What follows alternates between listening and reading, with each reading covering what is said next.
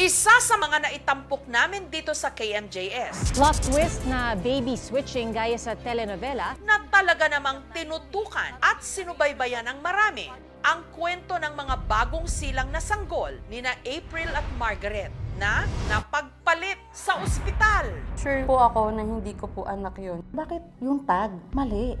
Tsaka di ba nanganak ka 18? Bakit nakalagay dito 1/17/21? Ang pangalan pa muli, no? Ang masama nilang kutob na kumpirma ng DNA test. Negative. A probability of maternity is 0%. Hindi nyo anak ang hawak niyong sanggol. Samantala, ang pinaniniwalaan nilang nakapalitan nila ng sanggol, sina Margaret at Kim Jasper, na sa parehong ospital din ipinanganak ang kanilang baby boy. Pero ang mag-asawa, nanindigan nung una na anak nila ang kanilang naiuwi. Gayunman, para matanggal ang pagdududa, sumailalim din sa DNA test si Margaret at ang sanggol na hawak niya.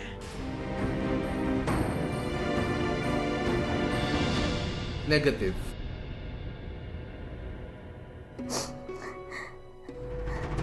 Muling sumailalim sa isa na namang round ng DNA test sina April at Margaret para matukoy kung talaga bang nagkapalitan sila ng sanggol. The results are positive match. For the maternity test na ginawa natin for April Safiata and Moliano, the results are positive match.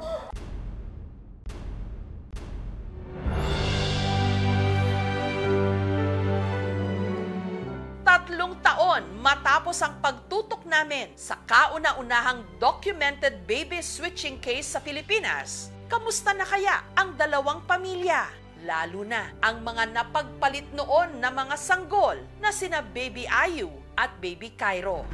Ay, uy, ang lalaki na nila. Hello. Nitong Huwebes, nakipag-catch up ako sa aking mga inaanak.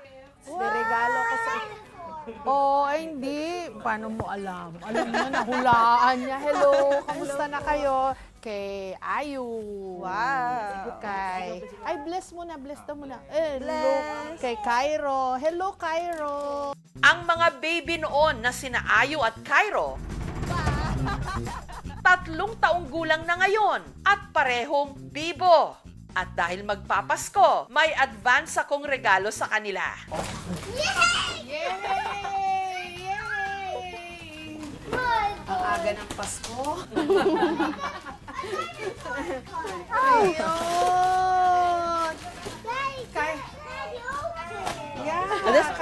One more. Also for you. Kailan ba tayo huli nagkita? 2021. Kamusta na kayo? Mabuti naman po. Nakalipat na po kami ng sarili naming bahay. Tapos nagpakasal na rin po kami. Uy, congratulations! Sina Kim Jasper at Margaret sa Santa Maria, Bulacan na nakapagpundar ng sariling bahay.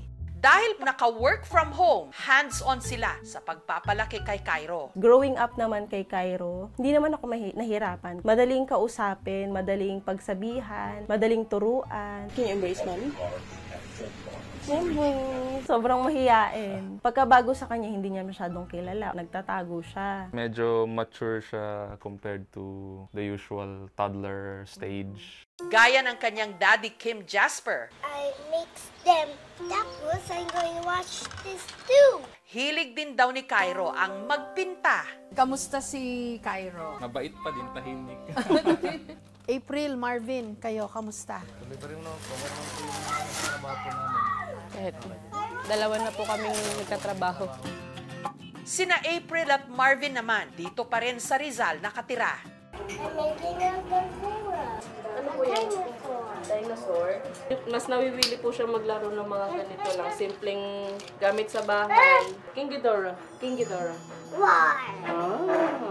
Si April, taga-rebond pa rin ng buhok sa isang salon, habang si Marvin naman, delivery rider ng mga parcel. Sa gabi na lang talaga, yung nagiging bonding namin. Malambing din naman po siya. Kung mahilig mag-kiss, mahilig yumakap, yung yakap niya may gigil talaga. Magsasabi pa siya ng I love you. Say I love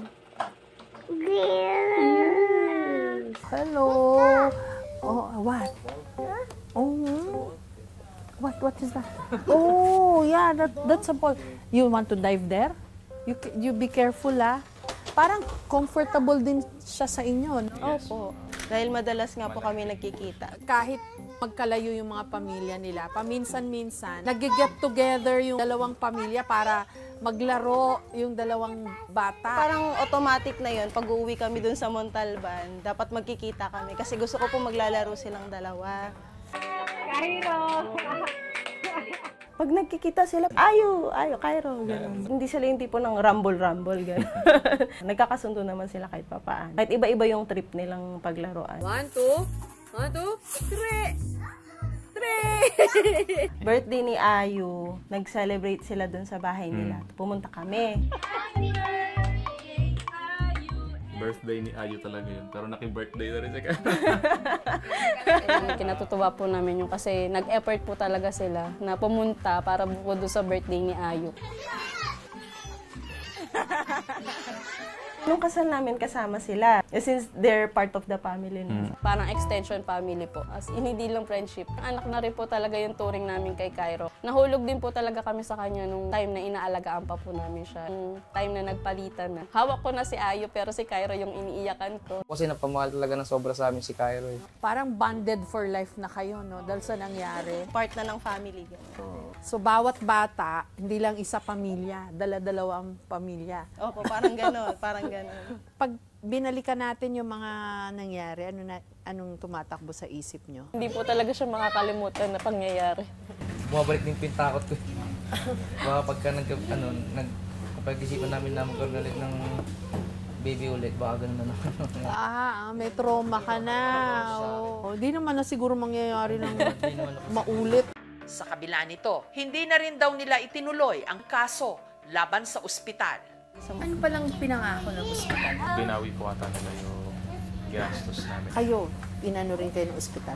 Ni-reimburse kayo?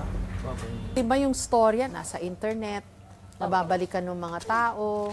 So pagka nakikita kayo at yung mga bata, anong sinasabi nila? Natutuwa po sila. Malaki na daw po yung mga bata. So, bumibili kami ng grocery. Ma'am, kayo po ba yung yung sa KMJS? Pabulong tayo. Sinubaybayan ko yun talaga. Iyak ako ng iyak. Ganun sila.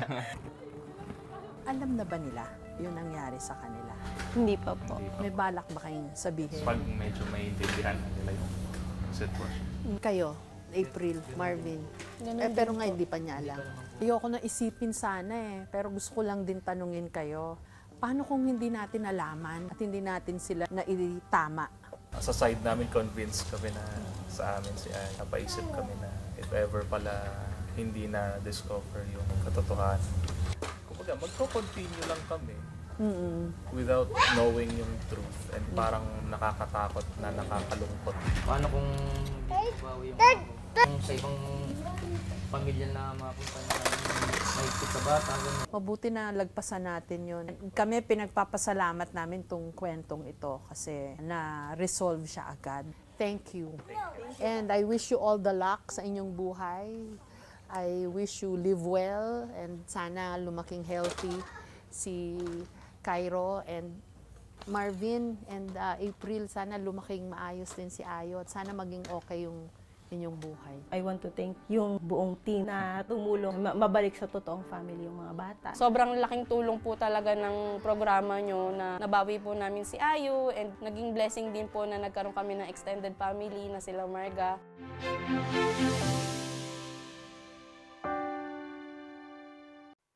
Thank you for watching, mga kapuso. Kung nagustuhan niyo po ang videong ito, subscribe na sa GMA Public Affairs YouTube channel. And don't forget to hit the bell button for our latest updates.